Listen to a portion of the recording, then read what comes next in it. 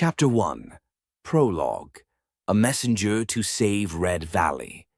The morning sky burned like a dying fire, streaked crimson and gold as the sun crept above the horizon. In the wind-swept fields outside Greenbridge, 3 travelers stood at the edge of destiny. Gumus, broad-shouldered and grim-faced, scanned the land with emerald eyes that glinted beneath his dark bangs. His chainmail clinked softly as he adjusted the grip on his battered shield. In one hand he held a hand-axe, engraved with the holy symbol of Corellon Larethian, a god he revered with a zeal rare among humans. Gumus did not speak of why he had chosen the elven deity, but those who fought beside him quickly learned of his unwavering devotion. And his hatred for devils burned just as fiercely, etched into every strike he made on the battlefield. Beside him, Dreia crouched to inspect a trail of boot prints in the wet soil.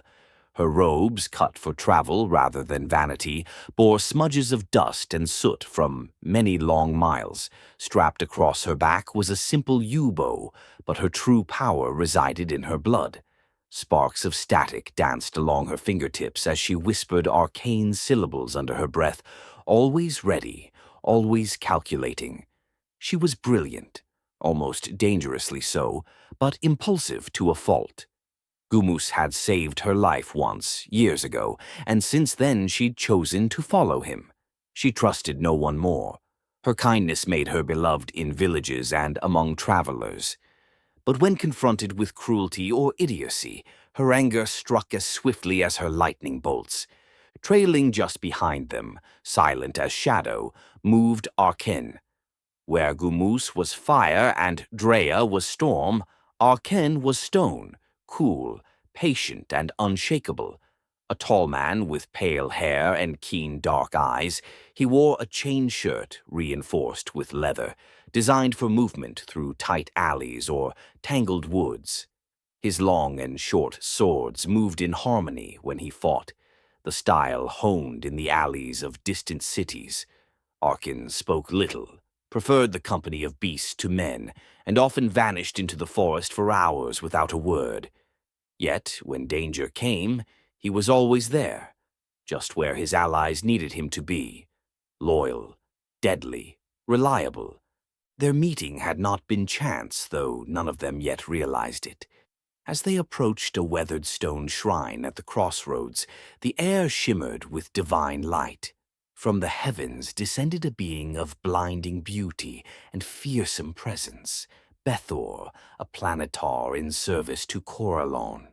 His wings spanned wide, feathers glowing with radiant blue fire. His armor shimmered like starlight, and his voice, when he spoke, was like the tolling of a great bell carried on the wind. "I bring a message from the heavens," Bethor intoned. "The village of Red Valley stands on the brink of ruin. Hobgoblins march under banners soaked in blood, and a fortress, once built to protect now, serves as a staging ground for their war. I would go myself, but there are darker threats rising in the east, and I must meet them in battle." The Celestial's eyes fell on the trio. "You 3 were chosen by fate, by blade, by storm. The battle in Red Valley is only the beginning.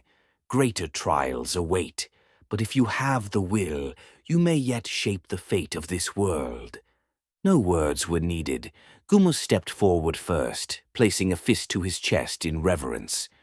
Dreia raised her chin defiantly, her fingers already sparking with anticipation. Arkhen gave only a slight nod, but his hand drifted to his sword hilt. The road to Red Valley beckoned, and with it the first steps into legend. Chapter 2. Red Valley and the Rise of Darkness.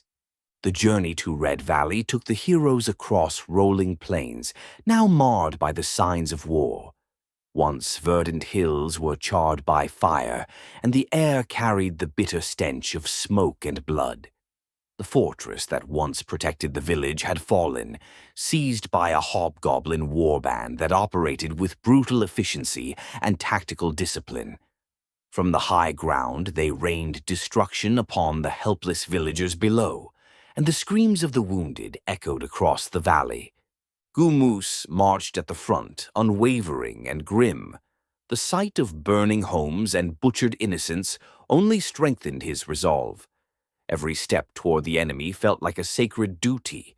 His worship of Corellon demanded action, and he would not allow devils or their mortal kin to prosper. Beside him, Dreia studied the scene with narrowed eyes. Her keen intellect recognized a pattern in the hobgoblins' deployment. This was no random assault. It was a planned occupation. She began preparing her spells, drawing on the elemental power that surged through her blood. Arkhen kept to the outskirts, observing from a distance. A veteran of urban warfare, he tracked patrol routes and scouted supply lines with quiet efficiency. The more he watched, the more disturbed he became. The hobgoblins were too organized. They had siege gear, signal codes, and field medics. This was not an isolated tribe. It was a force trained for war. The three regrouped as night fell, formulating a strategy in the shadows. Gumus would take the front gate and draw attention. Dreia would strike from a nearby rise with her arcane power. Arkhen would infiltrate from the side, slipping through blind spots and dispatching sentries before they could raise an alarm. At dawn, the battle began. Gumus led the charge with a defiant roar, his axe cleaving through armored foes. Hobgoblin blades struck his shield again and again, but he pressed forward, relentless. Lightning exploded from Dreia's fingertips, arching across the battlefield and blasting enemy formations apart. Her magic turned the tide wherever it struck. Arkhen emerged from the shadows like a phantom, cutting down enemy leaders before they could rally their troops. Together they pushed through the chaos, liberating one chamber of the fortress at a time. It was brutal work, and the cost in blood was high, but by dusk the last of the hobgoblins lay dead or had fled. The fortress was reclaimed.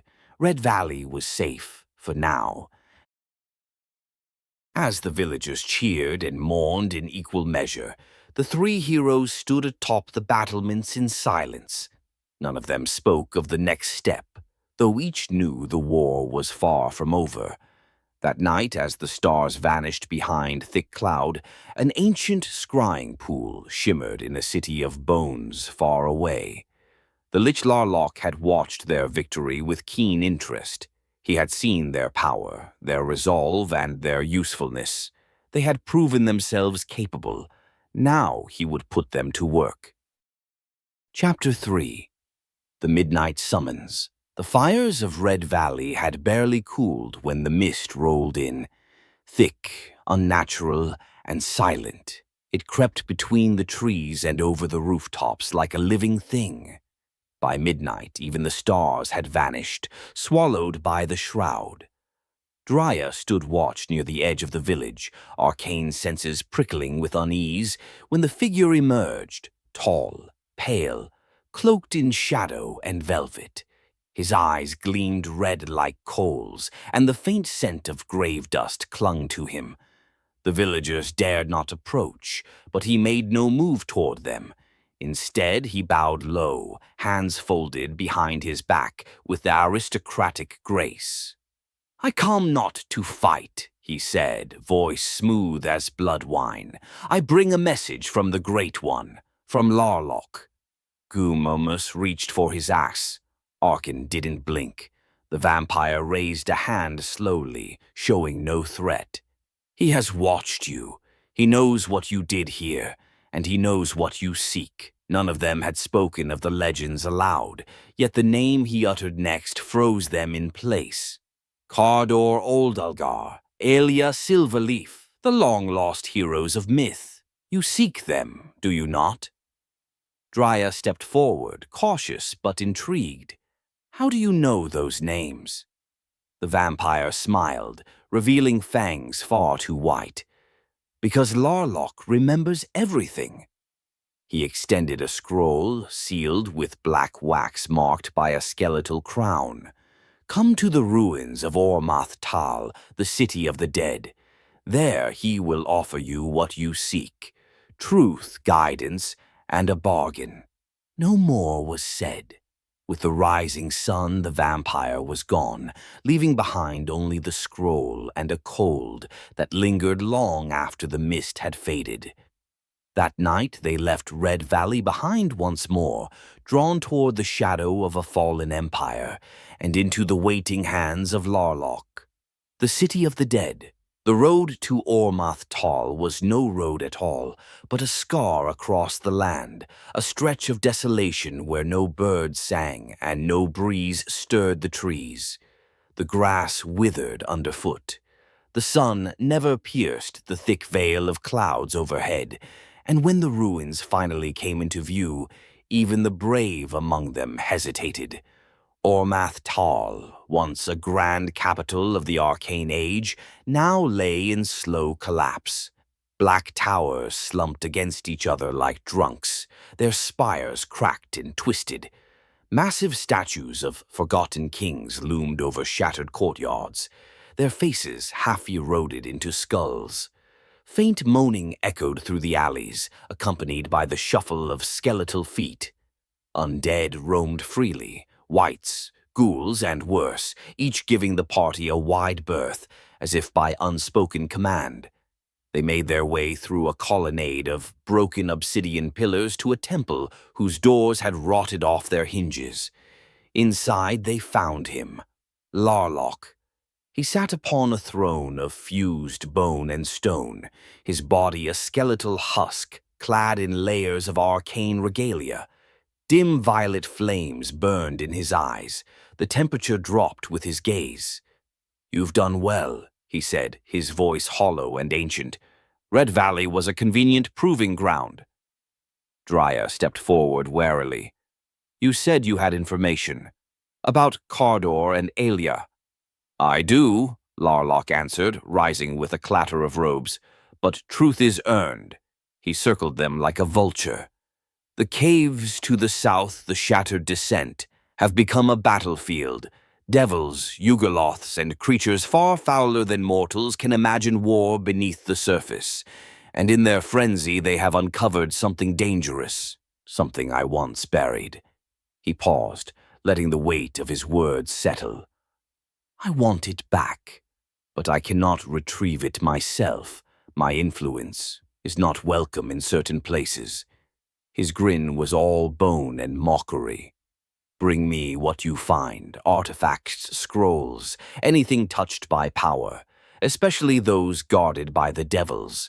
And if you succeed, I will give you what you came for, the paths to Cardor Oldalgar and Aelia Silverleaf."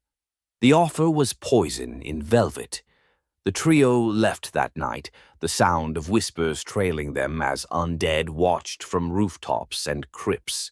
Behind them, Larloch returned to his throne, a thin smile stretched across his skull. Everything was moving according to plan. Chapter 4. Into the Shattered Descent. The entrance to the Shattered Descent lay hidden beneath a crumbling escarpment, half buried by centuries of shifting earth and forgotten war. Jagged black stone jutted from the ground like broken teeth, and a foul wind issued from the yawning chasm ahead, carrying with it the stench of brimstone, rotting flesh, and something far older.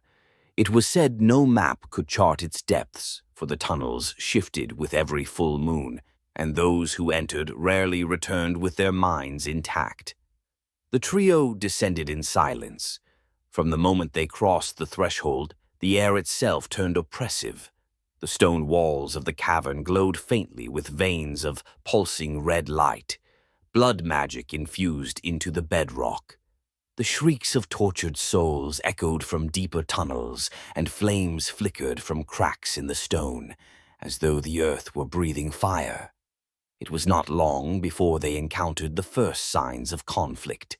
Corpses of devils impaled on pikes, torn Yugoloth banners, and shattered weapons littered the stone floor. The war for the artifact was already underway. In a vast chamber lit by unnatural fire, the group stumbled upon a skirmish. Horned devils clashed with armored minotaurs, both sides wielding infernal weapons that scorched the air with every swing. Rather than intervene, the heroes slipped past the fray, guided by Arkhen's keen eye for movement and concealment. As they moved deeper, the tunnels narrowed into suffocating, twisted passages. Traps became common, pitfalls lined with acidic spikes, walls that screamed warnings in infernal, glyphs that triggered necrotic bursts. Each obstacle tested the party's coordination and resolve. Dreia disarmed a ward that would have incinerated them. Gumus took the brunt of an ambush by spined devils, refusing to fall even as blood streamed from gashes in his arms. Arkhen led them through a tangle of fissures that opened into a forgotten chamber, its ceiling painted with frescoes of an ancient war between devils and gods. It was there they saw it, at the center of a crumbling dais, an obsidian altar wreathed in flickering purple light, and around it 4 Yugoloths knelt in ritual, chanting in a language that hurt the ears to hear. The heroes attacked before the final phrase could be spoken. Spells detonated in the air. Dreia's magic seared the chamber with bolts of lightning, while Arkhen moved like smoke between the Yugoloths, blades flashing. Gumus barreled forward with a roar, smashing through summoned guardians to reach the altar. With a sweep of his axe, he shattered the binding circle, but not before a blast of arcane energy knocked them all backward and extinguished every light in the room. Silence followed. Then, whispering. The artifact was near, but so were darker things. Something ancient had awoken below the altar, something not bound by the rules of this plane. And as the air grew colder and the walls began to breathe, the heroes realized that surviving the shattered descent would require more than strength. They would need each other. Chapter 5. Pandemonium and Madness. The deeper the heroes ventured into the shattered descent, the more twisted the halls became. Shadows thickened unnaturally, and a whispering presence began to follow them through the tunnels. At first it was subtle, strange echoes, movement just beyond torchlight, but it soon became clear. They were being hunted, not by devils or Yugoloths, but by something more terrible, more powerful. Silent and patient, the enemy stalked from hidden alcoves and ancient crawl spaces, waiting for the party to weaken. As the group reached a narrowing passage lined with crumbling sarcophagi, the ambush was moments away, when a sudden flash of blue-green fire erupted at their flank. A circle of infernal glyphs flared to life, and a towering Arcanoloth stepped forth, its jackal-like face twisted with cruel amusement. With a single gesture and a word of command in a language older than any mortal tongue, the Arcanoloth unleashed a prismatic spray. Reality split. The air tore like paper. Gumus and Arkhen vanished in an instant, touched by a violet ray, cast into the infinite madness of the plane of pandemonium. Wind, screaming wind, ceaseless, shrieking wind. There, in that storm of insanity, the two heroes were torn from reason. Gumus, ever the anchor, cracked first. The noise became voices. The darkness took shape. He saw enemies in the air, felt his skin burning, screamed battle cries into the void. Arkhen fought to hold him steady, dragging his friend from crumbling ledges and fending off twisted creatures that emerged from the storm. But even he, seasoned and calm, felt his thoughts slipping. In the shattered descent, Dreia stood alone. Her hands trembled, not from fear, but fury. She had never known helplessness before, and it made her burn. She reached deep into her soul, into the bond she held with Corellon, and called for Bethor with every ounce of strength she had left. And he came. Descending in a blaze of celestial brilliance, Bethor found her standing before the Arcanoloth's fading portal, eyes blazing with stormlight. Your cause is just, and your loyalty to your companions speaks of virtue. I do not forget the aid you offered me, nor do I take it lightly. But know this, I am bound by a divine mandate, and I cannot stray from it, even for a moment. The fate of many may hinge upon the success of my task. However, I will not abandon you entirely. When my duty is fulfilled, I shall seek you out, and should the need persist, I will lend my full might to your cause. Until then, take this blessing, a fragment of my light, to shield you from what lurks beyond the veil of plains. Dreia knew this was only a dream of Thor. He was not really with her yet when she opened her eyes. A potion in a silver flask rested at her feet. This boon would take her to Pandemonium. But how would they come back? There was only one other option: Larloch.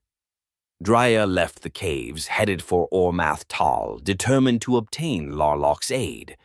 But that night, as she lay sleeping near the trail, Larloch appeared, imposing, menacing. "Where do you think you are going?" Dreia woke, all senses suddenly alert. "My companions have been banished to Pandemonium. I need your help to rescue them." Larloch walked up to her threateningly and lifted her off the ground with only one hand.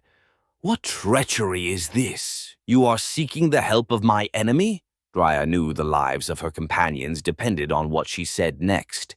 "No," she exclaimed forcefully. "The Arkhen did this. We fulfilled our part of the bargain. You must help me." Dreia threw down the bag of holding containing the artifact. Larloch looked inside, and the violet flames in his eyes flared maniacally. "Finally," he said with reverence, looking inside the bag of holding, "you are with me once again." Larloch pulled out an unassuming broken crown made of gold and silver and turned to Dreia. "You did well," he said, wonder in his voice. He waved a skeletal hand and a portal opened up. Beyond it, Pandemonium writhed. Dreia entered the portal, her body shielded by divine radiance. Wind screamed around her, trying to pull her apart, but she forced herself forward, lighting her path with crackling arcs of magic. Undead guardians, drawn to her power, rose from fractured terrain, skeletal things that whispered lies and reached with clawed hands. She unleashed everything. Lightning, pure and wrathful, danced from her fingers, searing the sky. Her fury was unmatched. Her magic carved a path through the madness, and at the center she found them. Arkhen bleeding from a dozen cuts, Gumus curled in a corner, eyes wild and vacant. She knelt before them, power flickering at her fingertips, whispering names, truths, memories. Her voice cut through the storm. Gumus blinked but did not respond. Together with the aid Bethor's potion, they escaped, stumbling back into the real world, broken but alive. And for the first time since entering the shattered descent, they feared what might lie ahead. Chapter 6: The Island and the Unfinished Tale. The rift that should have returned them home opened with a thunderclap and closed behind them with a sickening twist. The heroes emerged not in the haunted crypts of Larloch, nor in the familiar terrain of Faerun, but on a vast tropical island surrounded by endless blue. Towering palms swayed in a salty wind, and strange birds cried overhead beneath a brilliant sun. The air was thick with humidity and the scent of fruit, brine, and life. For a moment it felt like a miracle. Then came the silence. They were alone. No cities loomed on the horizon, no ships dotted the coast. Only jungle, mountain, and sea in every direction. The skies were clear but unfamiliar. The constellations were wrong. The tide whispered of distance. They had landed on the correct plane, but impossibly far from anything they knew. And they had no way of knowing where. They wandered the shoreline, called for aid, lit signal fires, and climbed high ridges to glimpse any sign of life. None came. Birds scattered, and in the distance, something large moved beneath the water, just out of view. Their supplies were limited, their direction uncertain, but still they were alive, and hope had not yet left them. Gumus, however, remained broken. The madness clung to him like seaweed, tightening each day. He muttered constantly, eyes scanning the trees, speaking to figures no one else could see. He trusted no one. He barely slept. Arkhen kept his distance, wary of provoking him, while Dreia watched over him with guilt and quiet sorrow. They moved inland. They found rivers, fresh fruit, and eventually the first signs of something older. Shattered stone paths beneath the undergrowth, moss-covered statues, and the ruins of buildings long reclaimed by the jungle. Whatever civilization had once stood here, it was gone, but perhaps not entirely forgotten. At night, the firelight flickered against ancient walls. Dreia studied the ruins, searching for meaning in the carvings, hoping for a name, a symbol, anything to place them on a map. Arkhen charted the stars again and again, cross-referencing with every tale he'd ever heard. Nothing matched. The island felt deliberately hidden, veiled. Still, they pressed on, driven not just by survival, but by purpose. Somewhere across the sea, they knew, Larloch still plotted, still watched, still waited. But for now, they had to find a way off the island, find civilization, find a ship, and find their way back into the storm they had been cast from. Their story was far from over. It had only shifted course, to be continued.